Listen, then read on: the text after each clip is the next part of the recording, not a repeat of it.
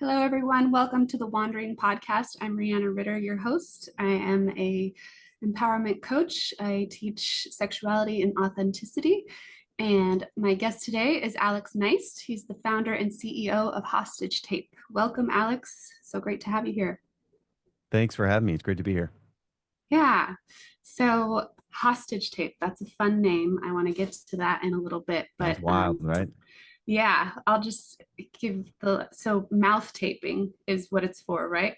Yep. So my first experience with mouth taping was probably 3 or 4 years ago, and I discovered it, decided to try it, and just used a surgical tape like in an X, and got to observe myself go into like a bit of a panic and convince Yeah. myself that I wouldn't be able to breathe, and that I would have like too much congestion. And so Hmm. I tried it and then I took it off right away. And it was funny. And then finally I put it on and I was like, and I fell asleep easily and I stayed asleep longer, is what I noticed. So That's good. I'm wondering how Do you, you still mouth tape?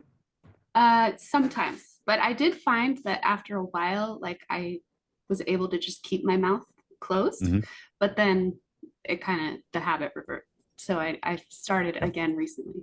But tell us how you discovered mouth taping and what Oh boy. inspired you to Yeah. start this company.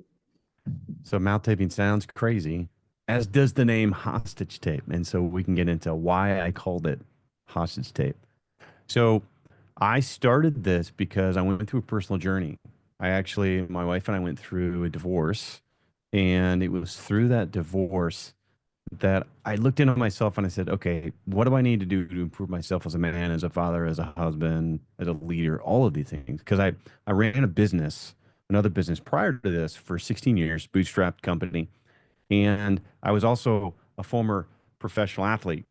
Football was my first love. And so when you go from being a professional athlete and then retiring, going into being an entrepreneur, it's a pretty big change in your life. Yeah. Making that adjustment it's a pretty hard adjustment that most athletes always struggle with, especially becoming a dad and a family man and all that kind of stuff. And so I really struggled with that transition. I was really focused on my business, lost sight of my health, didn't take care of myself as well as I should because you sit at a desk all day and so all that just kind of snowballed, and I snored so bad that it pushed my wife into the other bedroom for years and created resentment, created issues in the marriage, and it all just snowballed out of control. And then, so through that separation, I went through this rabbit hole of like, okay, what do I need to do to work on my sleep? How do I fix this issue? And like most men, we all have an ego and we're like, I'm not going into the doctor. I'll figure it out myself. And I went on Amazon and looked at mouth guards. That didn't work. I looked for pillows, all these different things that you try to find, like how to stop snoring. And none of it worked. So then I kept going. I dug deeper and I came across this article written by James Nestor. It was an excerpt from the book that he wrote, Breath. It's his best-selling novel. It's a phenomenal read where they go to Stanford Medical Center and they plug their nose for 10 days. And over those 10 days, they develop sleep apnea. They snored like crazy and had dangerously low levels of oxygen in the blood. And then after those 10 days, they unplugged their nose, they mouth taped. And what do you think happened? Everything went away in one day. So for me, as the former athlete, I'm thinking, no way. How have I been an athlete my whole life and my coaches never taught me this? They never taught me the dangers of mouth breathing and how great nose breathing is for us. And so then I immediately went on Amazon. I looked for all this stuff. And when I mouth taped for the first time, I had the same thought you had. Before I put it on, I went, wait a minute, am I going to suffocate if my nose gets congested or like, am I going to be okay? Like, that's a perfectly normal thought that everybody has before you mouth tape for the first time. So my cooler head prevailed, and I'm like, nah, I'll be fine. My nose was meant for breathing, right? So I put it on.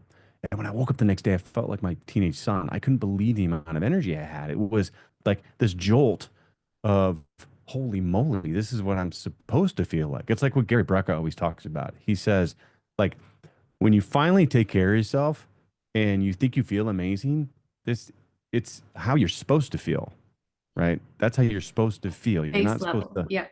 that's your base level, right? So it's like, this is what my base level is supposed to be. This is how I'm supposed to feel. So as an entrepreneur, I thought to myself, this is it. This is an opportunity to create a new business. Because at the time I had sold my business and I was vesting the equity out and really didn't like the business I was in at the time that I'd sold it to, was in the middle of the divorce. And so I thought this was an opportunity to build something new that was really close to me, that solves a problem, and I can inspire men around the world to be able to change their sleep. And then lo and behold, a few years later, right, we launched it, scaled it, and my wife and I got back together. So we are now back together. We've got our two kids, and everything just comes full circle. So Oh, that's amazing. See the pretty wild. importance of sleep, marriage, Well, it having is. a, I mean, like they call it a sleep divorce, right? And like people think if you're snoring, oh yeah, just sleep in another bedroom, that's fine. Yeah, we shouldn't be sleeping in separate bedrooms, man. Like not unless you can handle it and control it. And yeah, you can mouth tape. yeah, absolutely. I actually also got divorced, and I wouldn't say like the whole reason we got divorced was because of sleeping in separate bedrooms, but there was Yeah. snoring and sleeping in separate bedrooms. And after so many years, it was just like their connection wasn't there anymore, Yeah. you know? And And so, it's all so I relate it to the Gottman Institute for for decades they study couples, right? And there's this concept that they came up with called I think it's the golden ratio. And it's this 1 to 5 ratio. So for every negative interaction that you have with your partner, you need 5 positive interactions to counteract that one. So think about this for a moment, right? So in your situation and in mine and many others, let's say I'm snoring like a chainsaw. My wife doesn't get any sleep. We get up. That's already one huge negative interaction. Then there's resentment. There's a fight that occurs. There's two. And then maybe by the time you get out the door to go to work, maybe you've already had like 2 or 3 or 5 or however many negative interactions. Now multiply each one of those by 5. So by the time you get out the door, right? Let's say you had 5, you now need 25 positive interactions to counteract that whole morning. And that's like Indiana Jones running out of the tunnel trying to be chased by this boulder and you just can't get out, right? yeah, And so I think of it like that. It's this catalyst, right? Snoring, this issue, it's a catalyst for all these other things in our lives that just make everything else worse. absolutely. Yeah. And some of the other problems around mouth breathing are dental, right? I remember being in the Yeah, dentist chair. absolutely. In fact, Uh, I got a great story about this one. yeah. So when I was a kid, I was a mouth breather my whole life, right? And as a kid, my dentist used to look at my mouth, and I had all these cavities, these pitted cavities in the back of my big teeth, my molars, and all that. And he couldn't figure. And this was in the '80s, so back then the dentists weren't really up to speed on mouth breathing and this whole concept, like most of them are becoming more nowadays. But he couldn't figure out why I had these pitted teeth and just these cavities back there. In fact, he thought I was bulimic of all things. It was really odd. Wow. This Okay. young athletic boy, maybe you're bulimic. Like that seems kind of strange.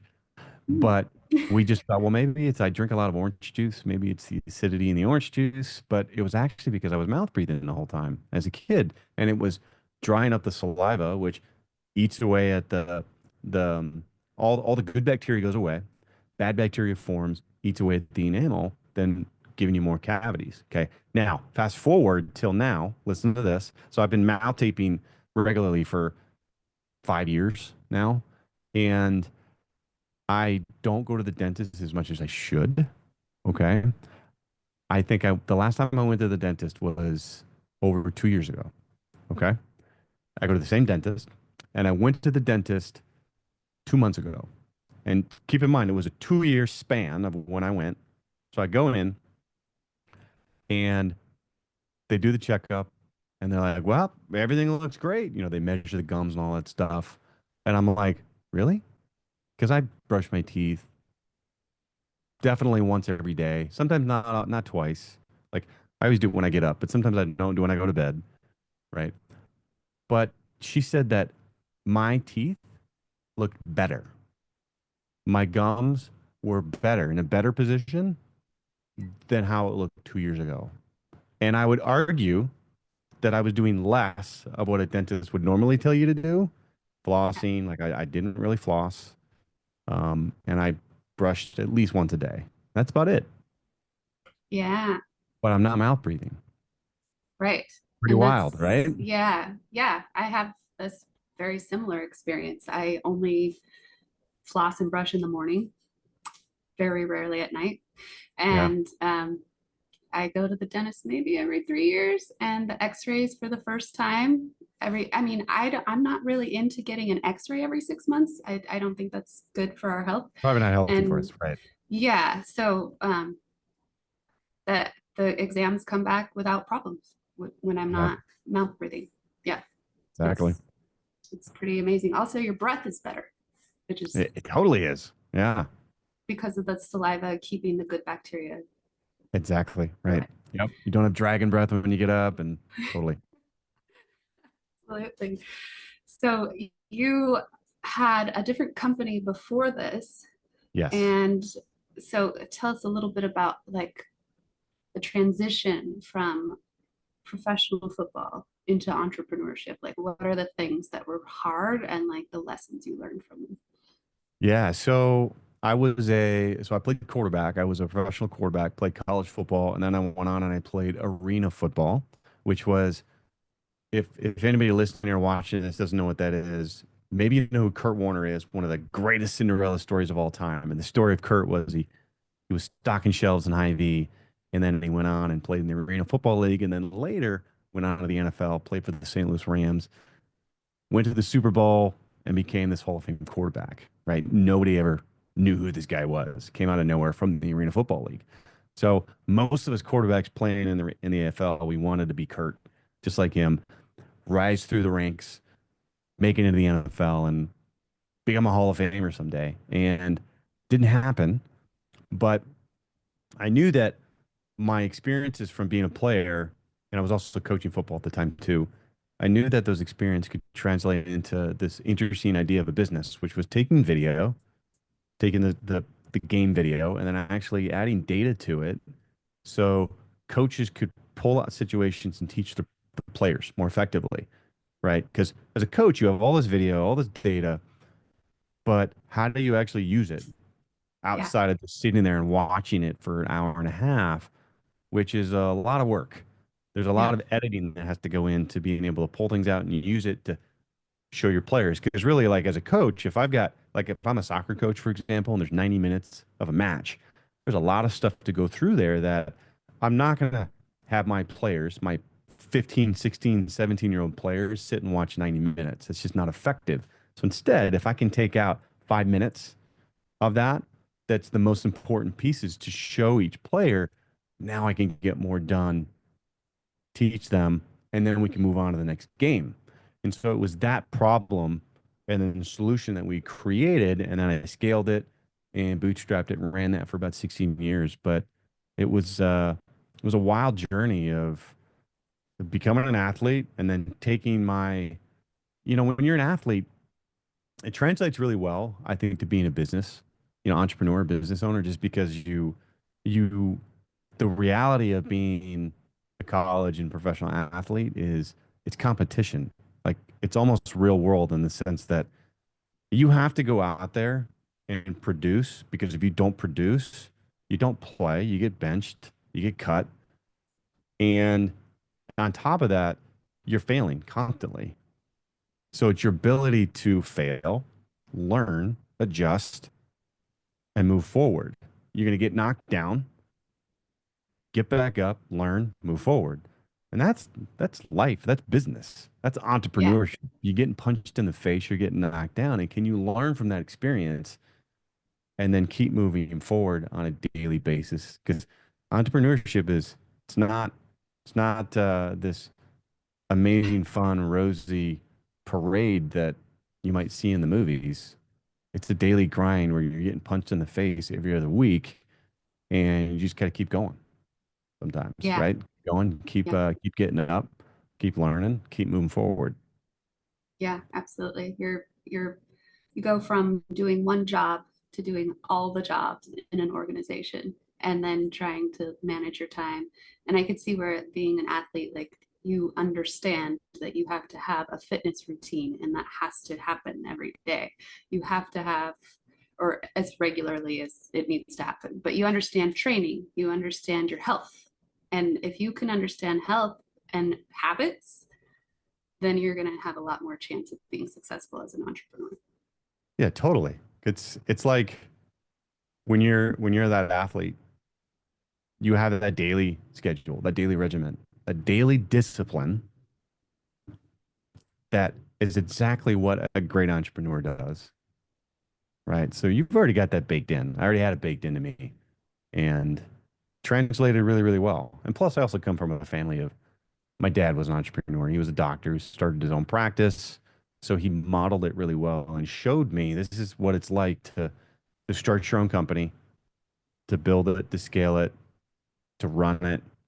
My sister was in venture capital, so she was doing it in her own way as well. So it was all around me, you know, on the Yeah. business side of things. So Yeah. It's really, it's interesting because I would say most of my family, immediate family, are also entrepreneurs. So it's funny how you, there's a spirit in entrepreneurs and it's a rebellious spirit. Like I'm not yeah. awesome at having someone tell me when and where to be and how to be and who to be. So Well, when you're an entrepreneur, like most of us, we don't like being told what to do.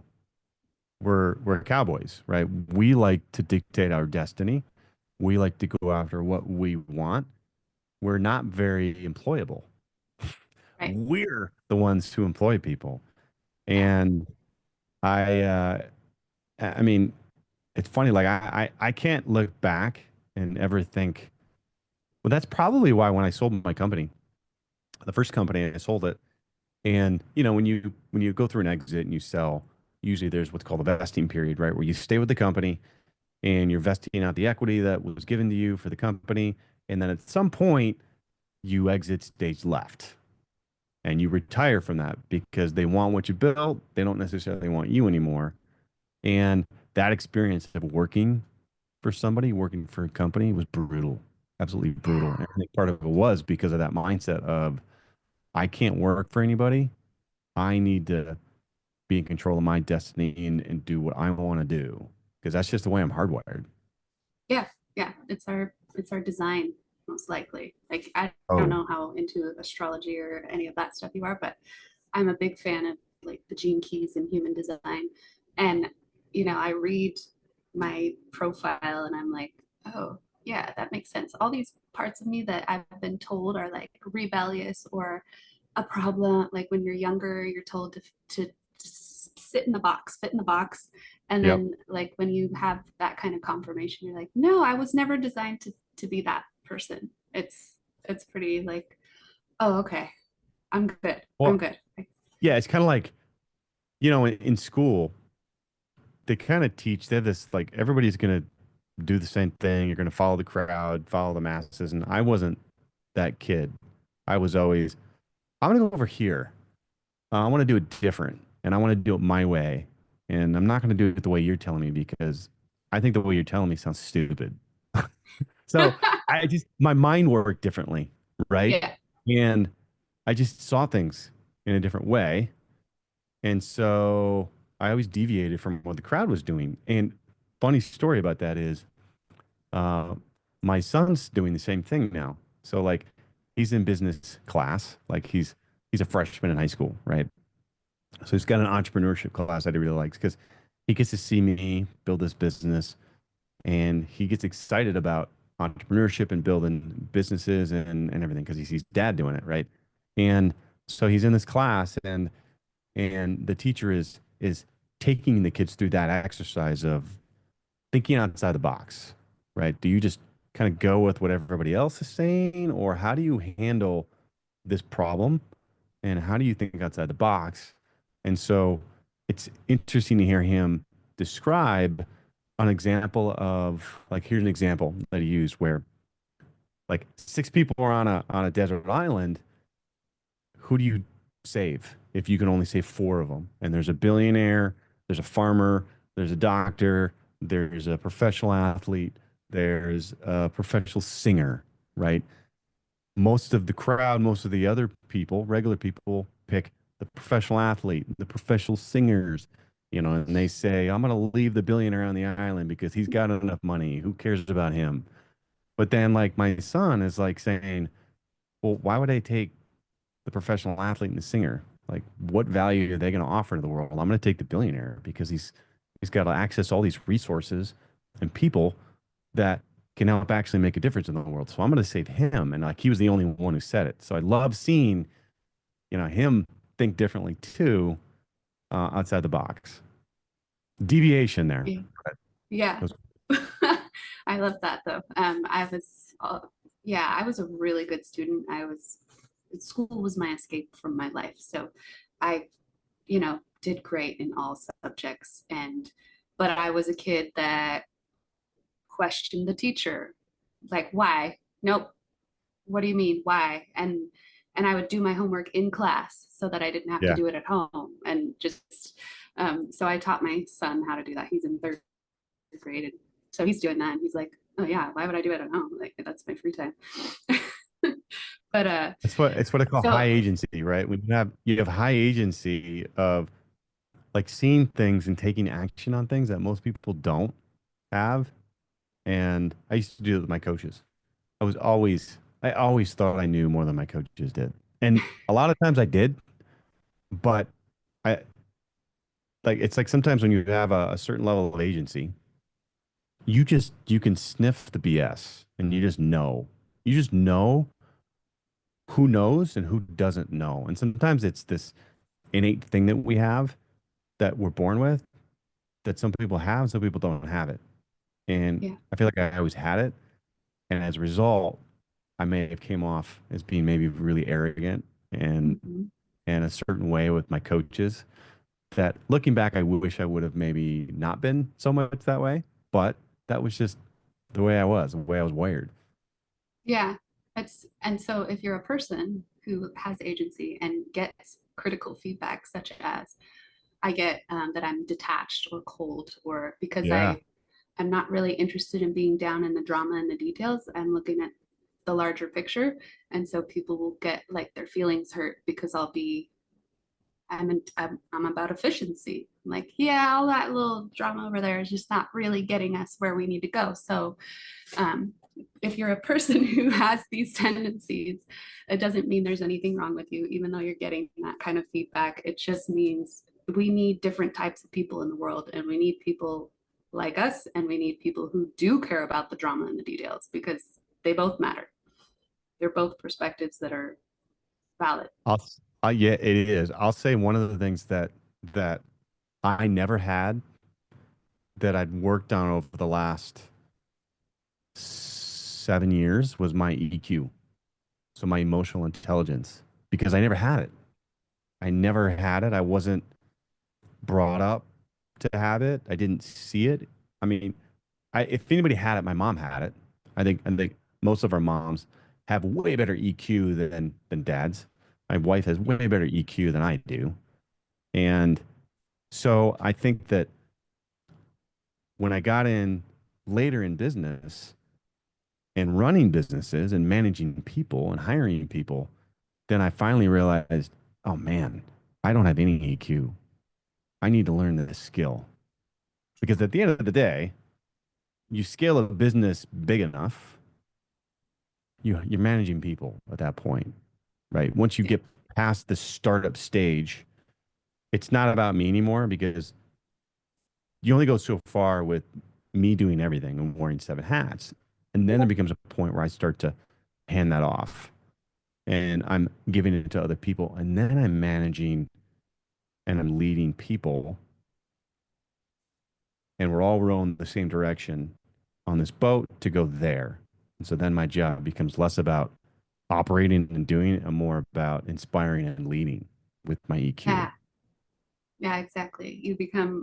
You're no longer the taskmaster. You're the inspirational leader.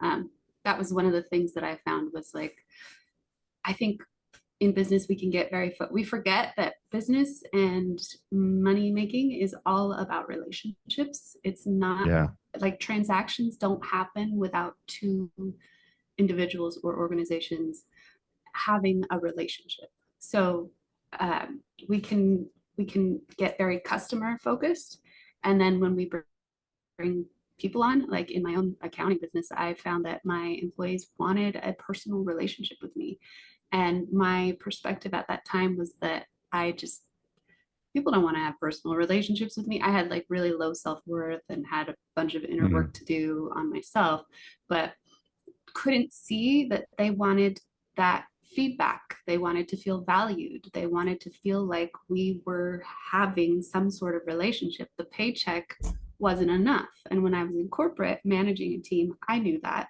because my employees would talk about what other things they wanted other than their paycheck. But when I became the business owner, I lost focus on that and ended up, employees leaving, productivity not good, and so it's really important that we as business owners can make that transition from a taskmaster to an inspirational leader, and like having that caring, compassionate dialogue and interaction with our people, because we have to trust them to take this vision forward, and they need to feel like they can have agency. A good thing that I always try to think about a concept is that people want to feel heard and understood. At the fundamental core of everybody wants to be heard, understood, and seen, really, right? And if you understand that concept, you can use that in every aspect of your business, whether that's internally with your people or externally with customers. Make people feel heard and understood.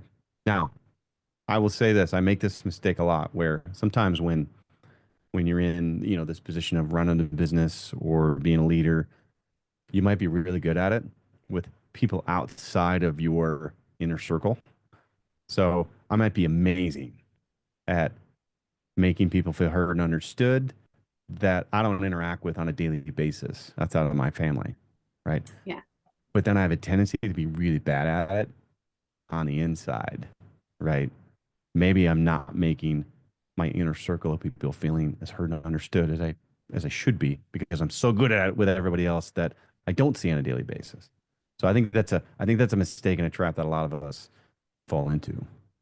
I think so too. And part of the reason that I find for that in working with clients is that because our inner circle is so much more intimate, if we have any sense of low self-worth, we can be out there in those more like brief, shallow interactions and just be that loving presence that sits there and holds space. But then when we're close with someone, we can kind of try to pull away or feel like, oh, the intimacy is too scary. I don't want to get hurt, or I'm not worthy of it. Or so we'll distract ourselves with a lot of other things. Mhm. Maybe it's workaholism, maybe it's business. And it's a constant practice of mine to sit still, look my kids in the eye, and listen to them and be engaged in the conversation, because so much of the time they're talking about something that I don't care about, like some YouTube video. And Not the it's word. not The about, top, like my son does that. yeah, He, it's he it's loves really not watching. interesting, but He loves watching people game on YouTube. yes, He loves watching people playing a game on YouTube, and I'm like, this is the dumbest thing ever, yeah. dude. And they want to show it to you and they want you to get excited about it, and you're like, uh so it's Wow. just taking that time to sit with them and be like, okay, maybe let's turn that off and just tell me what's going on in your life.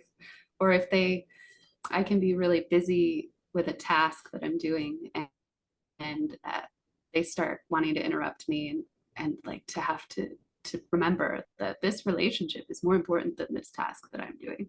And so I need to just put it down. Also good, set boundaries, like this is not the time to talk to me, I'm working. But when we're not clear about that and they want to interrupt, then it's like, okay, tell me, and just like put the thing aside, both of you, and actually have a real interaction. And they don't need constant attention if they can get a real, genuine, close person to person interaction with you. Totally. Yeah. No, that's something that I think a lot of people can work on is so here's an example. I see this a lot, and I've always been very mindful of it. Let's say my wife and I are having a conversation. We're talking. One of the kids walks up and tries to interrupt. Most people let the kid interrupt and then they engage with them. Shouldn't be doing that. What I have been mindful of is I try to let them know we're having a conversation right now. When we're done, I'll address you or I'll talk to you about what you need. Just be patient, please. Right? Knowing that the world doesn't revolve around you. It doesn't move on your time. So if mom and I are having a conversation, we're doing something, you can wait. This is more important. This is what I'm doing right now. Then when we're done, then I can help you. So that's a big thing that I see a lot that a lot of parents could use some help on. Yeah, yeah, I agree. There's a lot of just boundary setting in general that people don't do, that they like, and it can have a lot to do with kind of your ancestral, like just the way that your family has demonstrated behavior to you. Like if you have a mother who kind of believes that her role in life is to be this cook, cleaner. Like my mom has referred to these things as her wifely duties. I was like, when are you should date? She hasn't dated in 20 years. Like, don't you feel like you want to have a partner, or spend time with somebody and have fun with somebody? Mhm. And she was like, well, I don't think I could keep up with my wifely duties. And I was like, what are your wifely duties? And she said, cooking, cleaning, and the bedroom. And I was like, so these are duties. Okay, so you don't have any value if you're not performing these particular tasks. That's really interesting. Like, Yeah. and the bedroom is a duty. And I was raised to believe that. And so I have observed myself when my kids say something like something, jumping out of my chair and dropping whatever. So I've learned to, you can do that on your own. Go ahead. Go Yeah. ahead. Help yourself. You have power. You have agency. Go ahead and manage that for yourself. Totally. So you're the original. I love watching my daughter's trace videos for soccer, right? So you kind of came up with this original idea of taking the long form So sports video and breaking it up into something digestible and useful. so that right. So that's one of the more newer age companies that the company that I sold to, they're a competitor of them. And so the what you're seeing with Trace, we're one of the innovators. We're one of the first companies to ever actually do that whole concept. Just the difference was we didn't use like an automated camera to do it. It would be, you know, somebody manually filming the game or the match, whatever sport it was, and then the game would get uploaded, and then we would have the issue with Trace and all of them now is the ones that purely use artificial intelligence is there's a limited amount of data that you could actually tag and get things out of. Like most of those are really only good at like a shot taken, or some specific action maybe taken. Whereas we went way more in depth on that. We would add way more data on a specific action, the result of it, what happened, who did it, all of that around it. And so it was using human intelligence to actually audit those events in a much more in-depth way, but also a way that nobody had ever thought about doing at the time. And so I would argue that Trace and all of those have become what they are because of the foundation that I laid and maybe Yeah, one or two others in the industry. So, yeah, it's pretty amazing. It's funny how things, the idea is like okay, amazing, and then let's innovate and change it. But it's also really good to not lose sight of what the purpose was, and the data that's actually the information that you can get that's actually useful from that data. uh, as coach, Well, did we sometimes talk? there's too much data, and sometimes Yeah, it's a matter of like which data is important. What do right. we actually need? What do we don't need?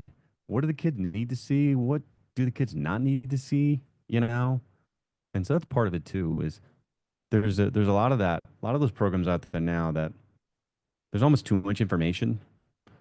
And it's like, well, how can we use this information, whether it's in real time or after the fact?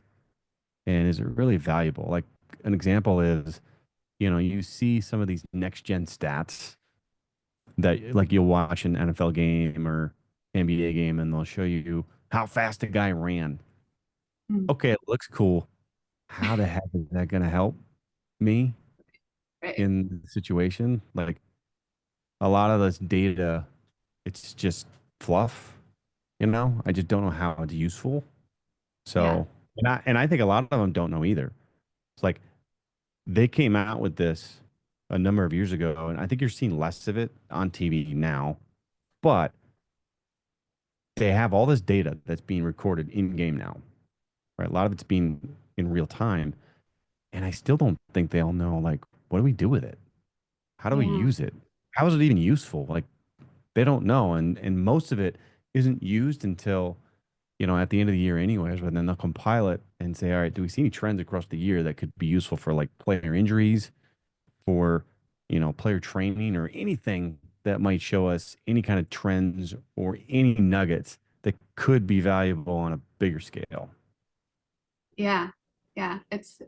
I found that just working in corporate in accounting, like we had so much information we would have our different managers ask for these different reports and different metrics, and I would I would be like, why? That's not going to actually tell you how to run this business better. Like That's that okay. information isn't really I useful. love this example. I love this example. So this is a problem in corporate America. So now look, I don't have vastly amounts of experience in corporate America, but working for the company that I did, I got a snapshot into what it's like working at a big company, a bigger company, right? It was like, I don't know, 500 people. So it's a pretty good sized company. And I saw that. So when you come from this scrappy startup, we're lean, we know what we're doing, we act fast, we have high agency in everything that we do, and then you get into this big company and the CFO is like, I want to see a report on this and this and this and this, get it for me. And I'm like, that report is going to take me 3 days to go Mhm. compile, and it's worthless. I'm not Yeah, doing it. And then they get yeah, angry because you're not doing what they say. And I'm like, yeah, I don't know how to tell you this, but this is a waste of my time. yeah, My time is much more valuable actually doing my job than giving you this pointless report that you might look at for 5 minutes and then like just toss aside. So, yeah. After I've spent 3 days compiling it, you're going to look at it and see what I'm telling you right now, that it tells you nothing about how to run this business better. Like, yeah. it's like, oh, those are interesting Well, numbers. and What do I do and with that's it? the problem with people like us, right? Is we're Yeah, the ones who will say, "Yeah, I'm not doing that because that's pointless." Whereas most people will go, "Yes, sir. I'll get it to you. I'll get it to you in right. 3 days."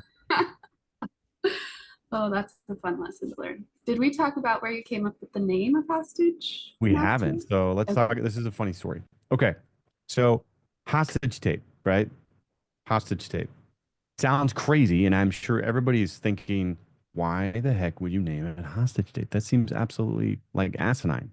So when I first started mount taping, when my kids were at my house, I would warn them and I would say, okay, guys, I'm going to warn you. If you bust into the room and you see me, right, I'm going to have tape on my mouth. It's going to look like I'm being held hostage, so don't freak out. Okay. Oh, Because if you've never seen anybody wearing and wearing tape before, it looks strange, it looks absolutely crazy. And at the time, I didn't think of it. I didn't think hostage tape. I didn't put two and two together just yet. But then later I realized, wait a minute, we're actually tapping into this core emotion people feel. People feel held hostage by poor sleep or their partner and they don't know what to do. And I was really into, I still am, Liquid Death, right? Love what Mike and the team did at Liquid Death with the brand. So I went, that's it. Because in this day and age, the currency is attention, Mm-hmm. right? You have to stand out and get people's attention. So how do you do that? You do that by creating something really interesting, a brand that stands out and inspires people and gets their attention. So hostage tape does exactly that. It's a very polarizing brand. People love it or they hate it, right? It's meant to be, yes, a little bit fun and cheeky, right? The people who truly get it, they see the, oh, it's fun. It's fun. It's funny. I get it, right? And they love it. And they love the brand. They love the funness of it. They love the coolness of it. But then the people who are offended, that's fine. You just weren't meant to be one of our customers anyways. That's okay, Yeah. right? I don't create a brand to appeal to the masses. I go after a niche that I know is big enough because what's going to happen is I'm going to win them over and then it's going to spill out in everybody else. And then all of the doubters are going to go, oh, wow, look at all these people. They love the brand. This is interesting. I'll have to pay attention to this now. And you're scrolling through Instagram and you see hostage tape. You're never going to forget it. You're going to remember hostage tape Yeah. that some guy had the balls to call a company hostage tape. Wow. You're never going to forget Yeah, that one, right? that's right. And it's if you're marketing to everyone, you're marketing to no one, right? That's Exactly. Right. Yep. So yeah. we leaned in on it, I mean, to say the least, right? Don't let bad sleep hold you hostage became the tagline. And we went after middle-aged men primarily. Obviously, it's Yeah. very masculine, the branding on purpose. We wanted to go after that target market because I knew that at the end of the day, there's 128 million households in the US, and over 71% of them mouth breathe at night. So I knew there's a big enough TAM here, there's a big enough opportunity. And just knowing how this helped me, I knew we checked all the boxes, hostage tape. We just had to get through the initial bloodbath of people hating the name and just have faith. I had faith that we were onto something. And with anything great that's new, that's different, you're going to be misunderstood.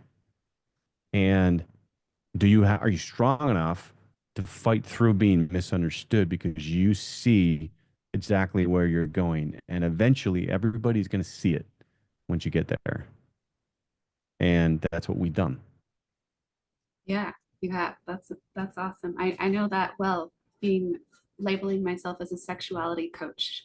I mean, my the women in my family are like, oh, no, you can't say that. You can't talk about sex in public, online, and on podcasts and things. And I'm like, yeah, I can't. You'll get it. You'll figure it out after a while. Well, on that topic, people are always asking, when's the ball gag coming out?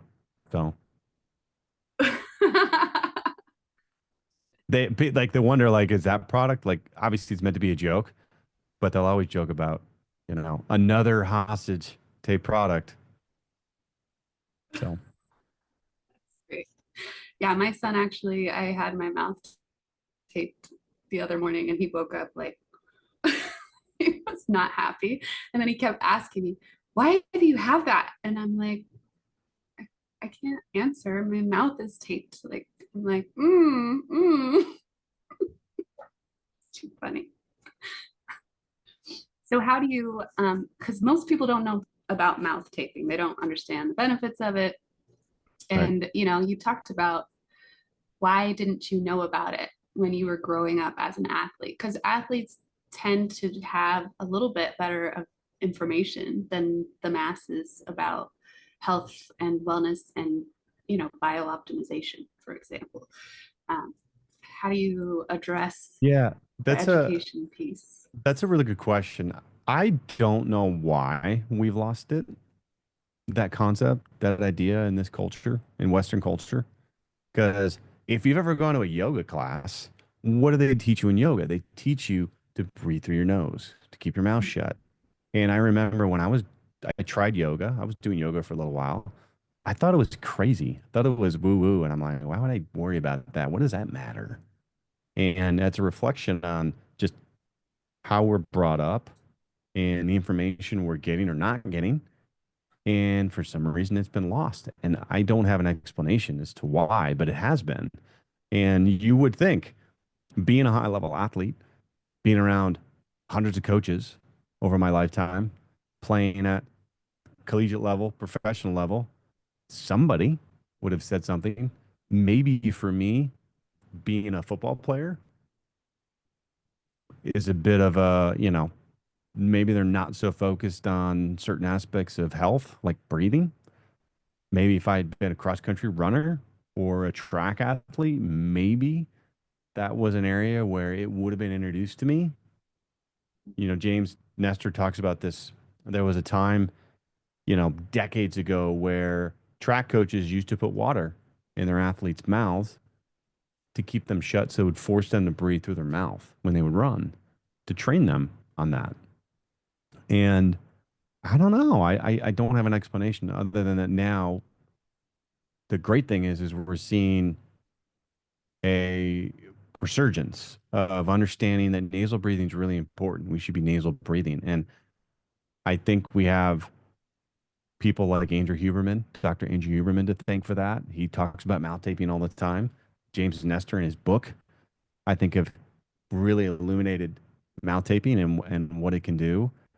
And then you look at a brand like us, who just the sheer amount of money I've spent on marketing, right? We're the global leader in this category, like not even close. And so I think from there, we've helped pump it out into the world for more people to be aware of it.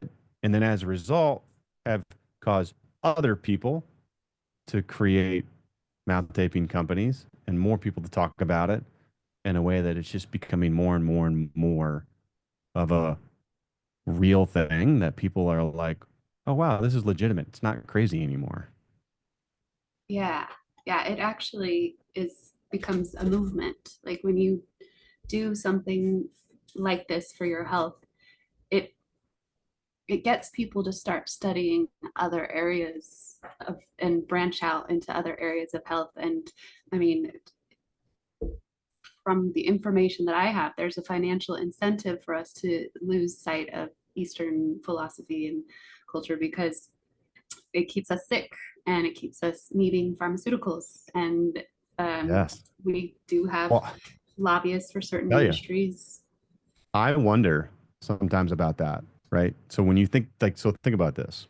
It sounds crazy, but so, big medical, big pharma, they want to sell you drugs. They want to sell you equipment. They want to sell you CPAP machines. They want to sell you all this really expensive stuff that they make a lot of money on. And so on the flip side of that, you could look and go, mouth taping is really simple, super easy, super. You don't have to buy hostage tape to mouth tape. You can use surgical tape. Now, I would argue that, surgical tape, it's a great starting point. Not very comfortable. Hostage Yeah, tape I'd is like to know what definitely the way more difference is comfortable and for it's way sure. cooler. But either way, you can use anything to start taping your mouth, and it's so easy, non-invasive. Why why would any doctors, why would big medical or anybody have a problem with it? They're instead saying, well, you shouldn't be mouth taping, it's dangerous. Instead, here's this thousands and thousands of dollars CPAP machine. You should be doing this instead. It kind of Right. makes you wonder. It kind of makes you think. Now, don't get me wrong, there is a place for CPAP machines. There are certain people who should be wearing a CPAP, but there's a lot of people who may not need to wear a CPAP. It just depends. So, Yeah. Yeah, absolutely. Well, I find that surgical tape is like I don't know. I don't know if it's the best for the lips and keeping everything. It'd be much easier to just have a thing that's ready to go. And Yeah, that's why I designed it the way I did, because I find I found that the surgical tape and the tape that I was using, it was just kind of annoying, and it left residue, and it just there was all these user experiences I just didn't like, and I'm like, I can do this better. And we came up with, well, first of all, you have this great tin, that you can keep by your bedside. So it makes it really easy and really accessible. You can take it with you wherever you go. And then it was a pre-cut piece that I could just pop off, put right on, and I can literally get into bed, roll over, put it on in a matter of a few seconds, compared to my experience doing just regular tape was more complicated than that. It was more extensive than that. I know it sounds weird, but at least for me it was. And so the user experience of this was something that we were big on, is how do we make this easier? How do we make it more um, enjoyable to use, and just makes you feel cooler, makes you feel a like little you're a part of it. sexier. Yeah. Totally. Instead of Because an mouth tape being is X. super sexy as it is, right? That's right. Looking like a hostage. Yeah, it's good. Totally. But you mentioned like yoga and things that teach you to breathe through your nose. And so what you're doing is hugely impactful because people will start to expand into these other areas of health and spirituality and education and find ways to, once you learn about something like mouth taping, like for me, I learned so many things after that about how to really take care of my body and my health and my mind and de-stress. Yeah, I never thought about that before, until you said that something like mouth taping can actually unlock a door to all these other ways to improve your health. Like, for example, maybe it gets you thinking about like doing red light therapy. Like, oh, maybe, I could try this. Maybe I can start cold plunging. Maybe I can start doing the sauna. All these things that are just so good for us, that, because I think when most people that mount tape, they experience such a life-changing moment of like, wow, I can't believe how much this has changed my life. This simple little thing. What else can I do? Like, what else could I be doing that could be changing my life? So, in many ways, it's like a gateway drug to biohacking, to health optimization, whatever you want to call it. Yeah, you start to notice that the conventional wisdom that has been taught to you might not be that wise, and I might want to start looking at these other modalities. Totally. And it's funny because I come from a doctor's family. My dad was a doctor, and I totally feel that way. I'm very, even though I grew up in a medical family, I'm very skeptical of the medical community, even at my age now. And it's strange when you think about it, coming from that world. Yeah, So, yeah, that is. I tore my MCL about 3 months ago and didn't go to the doctor because I kind of just already knew how to. I took a lot of college classes on anatomy, physiology, kinesiology, yeah. all the things. I thought about becoming a doctor. So I was like, I know what's going on. I know what area of my body I have injured, and I know what the doctor's going to say to me. So I can go and get an x ray, which I don't love doing, and I can have them tell me all the things I know to do. So instead, I just, I rested, I stayed in bed, I iced and wrapped and, did that for a solid week. And then I started, I knew that the next thing, because I had C-sections with my kids, they got us out Mm. of bed right after the surgery within an hour of walking. And you would not think that that's what you need to do, but that's something that you have to be aware of when you have an injury. Like you have fear of injuring yourself, you still have to get up and start moving. You still have to exercise, or you're not going to recover. You'll get scar tissue and stiffness Right.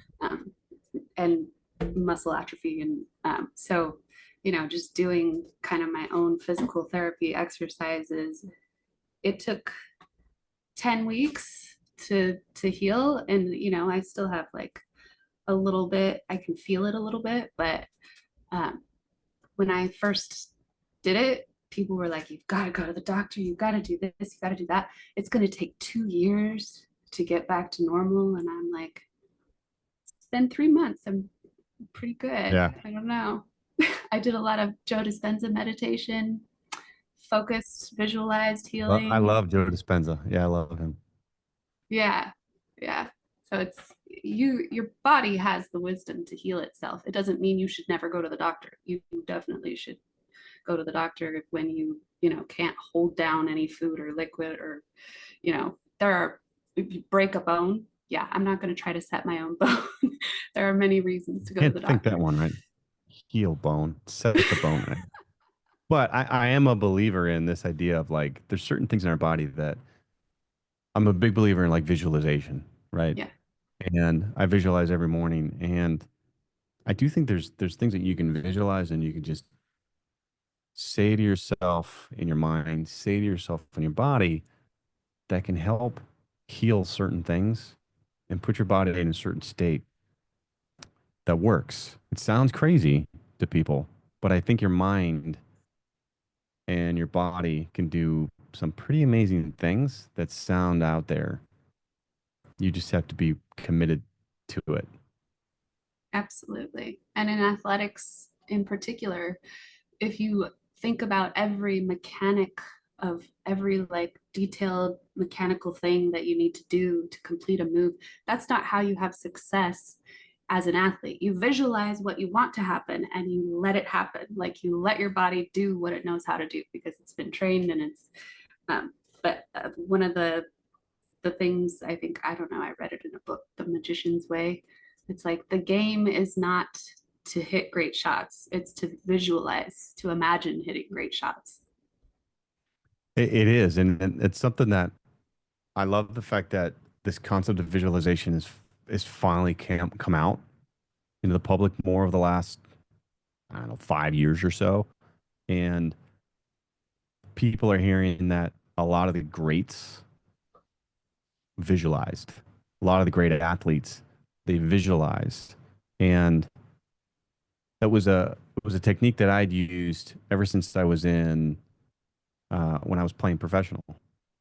And I'd been doing it, 2 decades ago, and I didn't even know it was a thing. Yeah. But I used to play the game in my head the night before the game, and I would visualize. I would go through the play call, and I would go through every call, and I would sit and I would visualize running the play, what defense I was going to see, and I would actually play it in every scenario that I knew I was going to possibly see it in the game, and I would run through it, and I would play the game. So that way, then when I actually got onto the field, it was literally like subconscious. I was just my body was doing exactly what it just knew to do because my mind already knew. And that is, I think, it's not understood, or it's not widely practiced enough. If people just Yeah. understood that your your body will believe what your mind tells it. Yes. Yeah. Especially, the subconscious mind. And I think so many kids, like, I was a huge visualizer when I was a kid. I was always in my imagination. But people talked about that like it was annoying. Like, get your head out of the clouds, like, come back to earth. Even my daughter, I do it to her. I'm like, where are you? Like, do what you're doing right now. But it is a skill. It's not a thing to suppress and shame in our kids. There's a time and place for it, of course. If you're trying to cross the street, it's not a good time. But I Yep. think it's really important that we let we make it understood that it's a skill and it's a valuable skill. And if you're a person that naturally does that, you're probably going to manifest in your reality all of those things that you're imagining.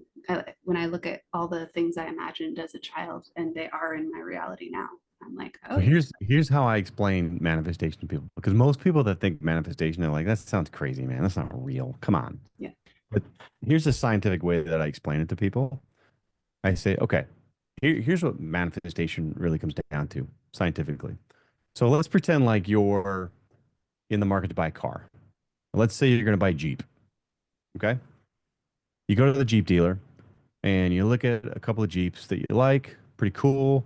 You don't buy yet, and you're on the way home. What do you see on the road? All you see are Jeeps. That's all you see because our mind, right? The RRS, the reticular activating system, our mind is now focused on Jeeps. So now you're seeing Jeeps and they've been there the whole time. You just didn't pay attention to it. That's manifestation. That's the law of attraction, right? It's focusing on the right thing. So then all of a sudden you start seeing the opportunities that have been there the entire time. You just weren't focused on them.